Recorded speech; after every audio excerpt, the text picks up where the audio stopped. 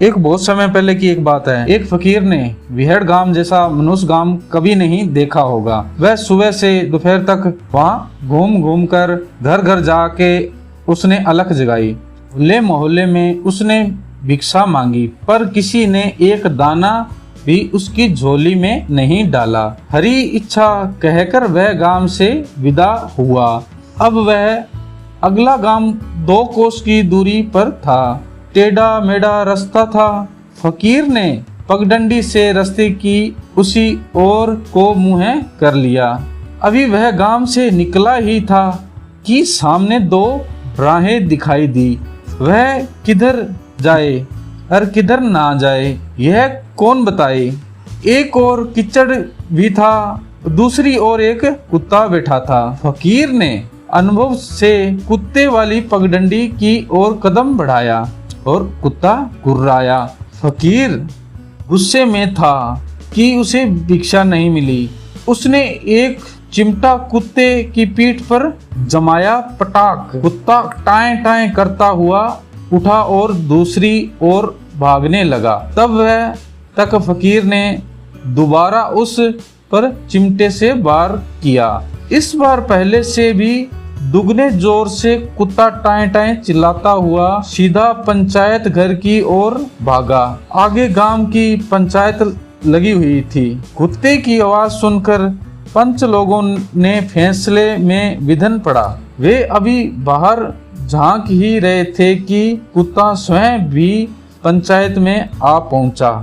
अब चौधरी ने कहा, जरूर इस कुत्ते के साथ किसी ने अन्याय किया है, इसलिए यह फरियाद लेकर पंचायत में आया है। और एक पंच बोला, इसकी शिकायत अवश्य सुननी चाहिए और जो भी इससे सताने का दोषी पाया जाए उसे अवश्य दंड देना चाहिए।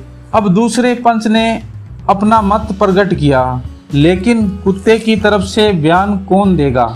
न वह हमारी बात समझ सकता है और न हमारी भाषा जानते हैं। जब तक असली बात का पता नहीं चलता तब तक न्याय कैसे करें। अब तीसरा पंच बोला, इसका मतलब यह है कि एक बेजुबान जंतु पर अन्याय हो रहा है और पंचायत के कानों में तेल डालकर बैठी रहे। आखिर पंचायत बनी किस लिए है? दूसरों की कठिनाइयां सुलझाने के लिए ही न। बस कुत्ते का जो कर्तव्य था वह उसने पूरा कर दिया। वह ठीक समय पर पंचायत में पहुंच गया और उसने चिल्लाकर आपको अच्छी तरह बता दिया कि वह सताया हुआ प्राणी है और वह आपकी सहायता चाहता है। इसके बाद यह हमारा कर्तव्य हो जाता है कि हम यह पता लगाएं कि इसे किससे, कब और कहां और क्यों मारा है। चौथे पंच ने हाँ में हाँ मिलाते हुए कहा, भाई बात तो तेरी ठीक है। जब पशु होते हुए भी इसे इतनी समझ है कि किसी के साथ अन्याय हो तो उसे पंचायत में जाना चाहिए, तो हम मनुष्यों में तो इससे अधिक बुद्धि होनी चाहिए। चाहे कुछ भी क्यों न हो, हमें यह पता लगाना ही होगा कि कुत्ते को किससे क्या शिकायत है। यदि हम अपने आप को ऊंचा प्राणी समझते हैं और इससे एक तुच्छ सा कुत्ता समझकर इसकी बात पर ध्यान नहीं देते तो हमारा पंच बनने का बेकार हो जाता है। हमें ऊंच नीच का तनिक भी विचार किए बिना न्याय की व्यवस्था करनी चाहिए। अब पंचों ने बहुत सोच विचार के बाद यह निर्णय लिया कि इस कुत्ते की मदद से ही दोषी का पता लगाना चाहिए।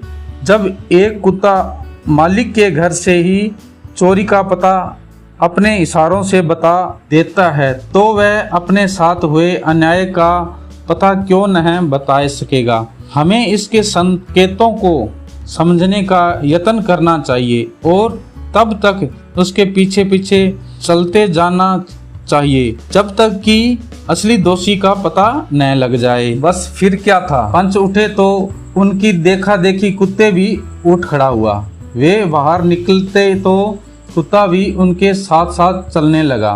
कुत्ता आगे आगे चलता और पंच उसके पीछे पीछे। थोड़ी देर में ही वे गांव की घुमा फिरी गलियों से निकल खुले खेतों के पास आ गए। शीघ्र ही वह उस पगडंडी चले हुए वे उस स्थान पर पहुंचे जहां दो रास्ते निकलते थे। वहां जाकर कुत्ता खड़ा हो गया। यह देखकर पंच समझ गए कि हो न हो यहीं पर कुत्ते के साथ कोई घटना हुई है। वे बड़े ध्यान से उस स्थान का निरीक्षण करने लगे। उन्होंने देखा कि एक रास्ते की ओर तो कीचड़ है, किंतु दूर तक न किसी पशु के पंजों के निशान दिखाई देते हैं और न किसी मनुष्य के पैरों के पद चिन्ह।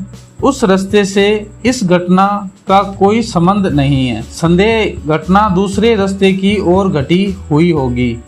यह सोचकर उन्होंने उस स्थान का निरीक्षण किया तो वहां उन्हें कुत्ते के और किसी मनुष्य के दोनों के पदचिन्ह साफ दिखाई दिए। तुलना करने पर पता चला कि पंजों के पहले निशान भी उसी कुत्ते के हैं जो अब उनके साथ है, किंतु यह मनुष्य कौन हो सकता है, वह वहां से चलकर कहां और किधर गया, यह पता लगाना भी जरूरी था। उन्होंने इस दूसरे सूखे रास्ते पर खड़े होकर दूर तक नजर दौड़ाई। दूर, बहुत दूर उन्होंने कोई मनुष्य जाता हुआ दिखाई दिया। एक ने कहा, वह कोई मनुष्य जा रहा है, लगता है कि हमें उसी की तलाश है। दूसरा बोला, हाँ हाँ वही होगा, क्योंकि उसकी दूरी को देखकर यही अनुभव किया जा सकता है कि जितनी देर में यह कुत्ता हमारे पास आया है और हम लोग पंचायत से यहाँ तक पहुँचते हैं, उन्हीं देर में वह मनुष्य यहाँ से वहाँ तक चला गया होगा। तीसरे पंच ने पहचानते हुए कहा, अरे ये तो वही फकीर लगता है जो सुबह यहाँ भिक्षा मांग रहा था। अब चौथे पंच ने कहा, उसके हाथ में तो एक बड़ा सा चिमटा था, न इसके हाथ में भी कुछ चीज चमक रही है। मेरे ख्याल से वह सुबह वाला ही फकीर है। अब चौधरी ने कुछ याद करते हुए कहा, अरे इसे तो गांव भर में कहीं से भी भिक्षा नहीं मिली, इसलिए वो आग बबूला हुआ होगा। कोई बड़ी बात नहीं। अगर गांव वालों के प्रति जो उसे गुस्सा था, वह गुस्सा उसने इस बेजुबान कुत्ते पर निकाला होगा, और न हो वही हमारा अपराधी है। उसे शीघ्र ही दौड़कर पकड़ना चाहिए। चौधरी की बात का समर्थन कुत्ते ने भी कर दिया, क्योंकि जब पांचों पंच फकीर को पहचान रहे थे तो कुत्ता उसी ओर चल पड़ा था। उन्होंने भी अपने कदम तेजी किए तो 15-20 मिनट में ही फकीर की बगल में जा पहुंचे।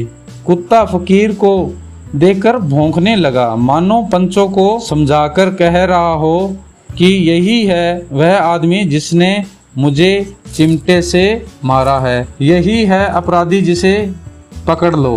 कुत्ते का भौंकना सुनकर फकीर चौंका और इसके साथ ही उसने मारने को अपना चिमटा ऊपर उठा लिया, किंतु इस बार 4-5 ग्रामीणों के साथ आया देखकर उसने कुत्ते को डांटने तक की हिम्मत नहीं हुई। उसने जरा तेज आवाज में इतना अवश्य पूछ लिया, क्या यह कुत्ता आपका है? चौधरी ने, यह कुत्ता हमारा तो नहीं है, किंतु इस समय हमारे साथ अवश्य है। ठीक है, ठीक उसी तरह जैसे आप हमारे सामने हैं।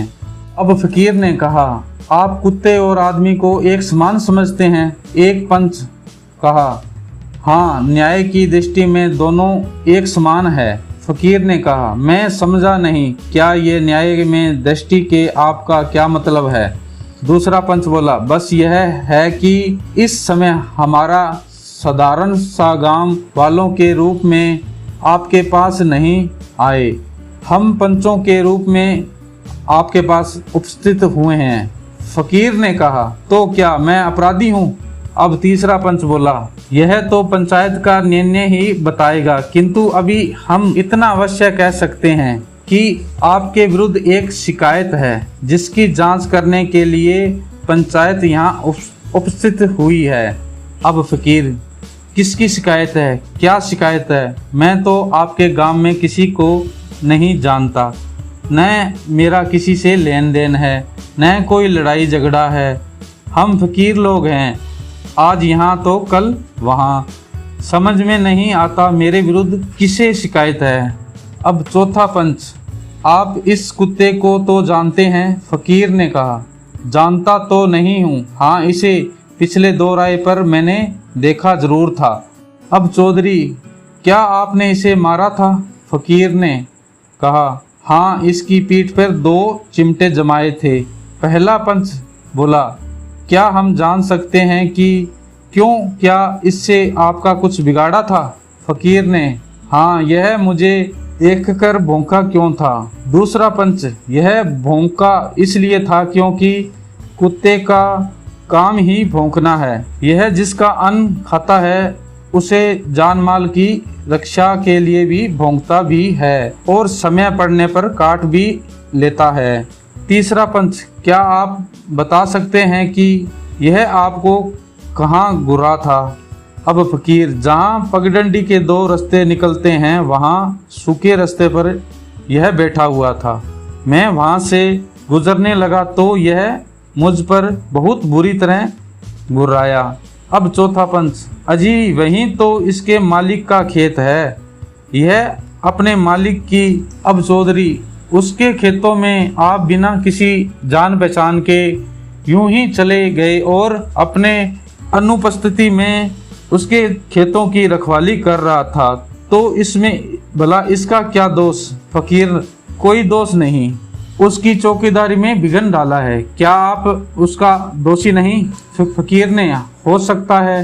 पहला पंच, हो सकता है नहीं करिए, आप दोषी ही हैं। ऐसी स्थिति में यदि यह कुत्ता आप पर गुर्राया है तो उसके गलत बात क्या है की है? अब फकीर से इस प्रश्न का कोई उत्तर देने न बना और वह धरती की ओर देखने लगा। दूसरा पंच, आपको यह मानना पड़ेगा कि आपने इसे चिमटे की मार देकर इससे प्रति अन्याय किया है। फकीर अब भी चुप था। तीसरा पंच, क्या आप अपराध स्वीकार करते हैं? फकीर, आज तक मैंने कभी कुत्ते के साथ आदमी की तुलना नहीं देखी जैसे ही आप कर रहे हैं। चौथा पंच, आप अपनी पंचायत करिए। पंचायत यह नहीं देखती कि अपराधी किस जाति, किस धर्म का है या किसी कुल का है, वह तो न्याय करती है और न्याय ही की दृष्टि में कुत्ता और आदमी एक समान है। चौधरी ने, एक समान ही नहीं, कुत्ता आदमी से श्रेष्ठ भी हो सकता है, क्योंकि वह जिसका अन्न खाता है बदले में उसके लिए चौकीदारी भी करता है और आवश्यकता पड़ने पर अपने प्राण तक बलिदान कर देता है। किंतु आप फकीर हैं और समाज के अन्न पर पलते हैं। मैं पूछता हूँ कि अन्न के बदले में आप समाज को क्या देते हैं? फकीर चुपचाप था। अब की बार उसकी आंखें लज्जा से धरती पर गड़ गई थी। पांचों पंचों ने एक साथ निर्णय दिया तो कुत्ता रोटी का एक टुकड़ा खाकर अपने स्वामी के लिए प्राण तक देने को तैयार रहता है। वह उस फकीर से कहीं अधिक श्रेष्ठ है जो दिन रात समाज के अन्न पर पलता है, पर बदले में समाज का कुछ उपकार नहीं करता। पंचायत का यह फैसला फकीर के केवल कानों में ही नहीं सुनाई दिया, अपितु उसके हृदय में भी यह हजारों आवाज़ों में गूंज गया। वह उल्टे पांव उसी गांव में लौट आया और उसने अपना शेष जीवन समाज सेवा में बिताया। तो दोस्तों, तो ये कहानी आपको कैसी लगी? कहानी अगर अच्छी लगी हो तो लाइक करिएगा वीडियो को और चैनल को सब्सक्राइब कर लीजिएगा। धन्यवाद। वंदे मातरम।